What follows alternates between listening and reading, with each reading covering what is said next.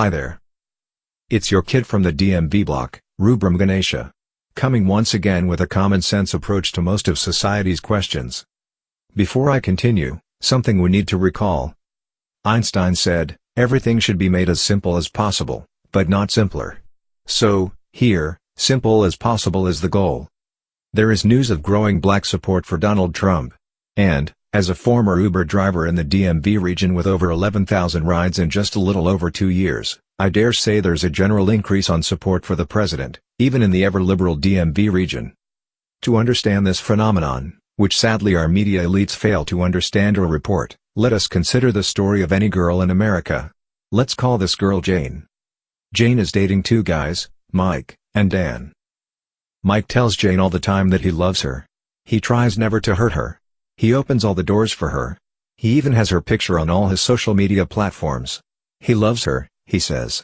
But then, there's Dan. Dan has had a couple issues. He has not sent good morning text messages every morning after waking up, nor has he called religiously. Even flowers have been sent very sparingly, if at all. However, he has sent a text saying that her sneeze of last night is the cutest sneeze in DC and she found this very amusing. He has also complimented her walk in heels on a cobblestone street, saying she glides through effortlessly like a dancer.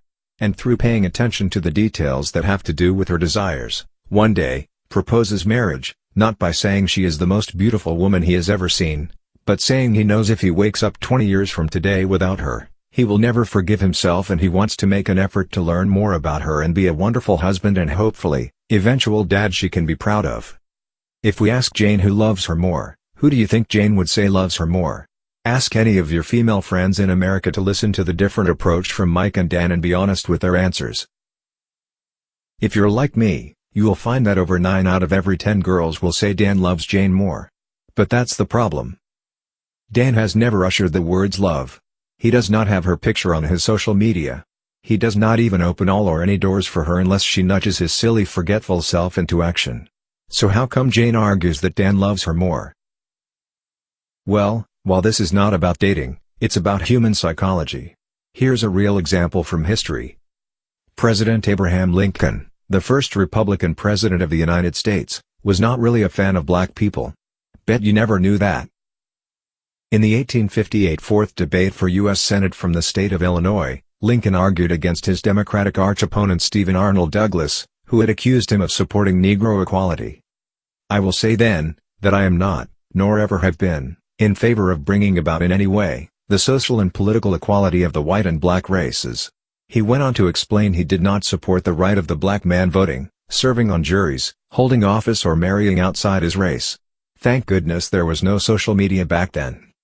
In August 1862, even as president, while hosting a group of freed slaves in the White House, he tried to win their support for sending freed blacks to Africa instead of remaining in America, and was surprised when they strongly opposed the idea.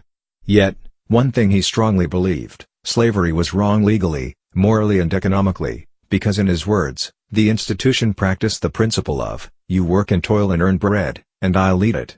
Hence on this fundamental principle, he viewed slavery as wrong. And on this economic stance, the emancipation of slaves later became reality after fighting the only civil war in America's history. Point is, today, most people don't care about what Lincoln said or thought about slavery or racism, but what he did. A Latin phrase comes to mind. Facta non verba. Action speaks louder than words. This is the same with Donald Trump.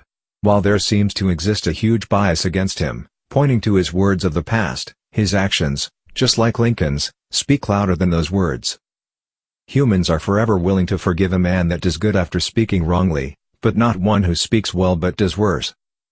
And with the data showing the lowest unemployment for blacks in recorded history of the United States, the passing of the First Act bill to help a large population of brothers and sisters in the prison pipeline, record high financial grants to HBCUs, amongst many other things, more and more people will see that the man may not be a perfect man as most in the media may desire him to be, but that he has a heart for the minorities of America.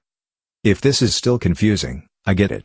It is still confusing while my first girlfriend would not choose me who lived my life to be the nicest person to her, yet, moved on to an alpha male personality, who understood this principle. Perhaps, to properly understand the principles of politics, we need to understand the polity, a word referring to people. And to understand people, we need to understand the motivations behind Jane's decisions above. Good luck with that. Thank you for spending some time with us today. If you like what you've seen so far, please like and share, and please do subscribe, and hit that notification button to catch more videos like this. See you next time.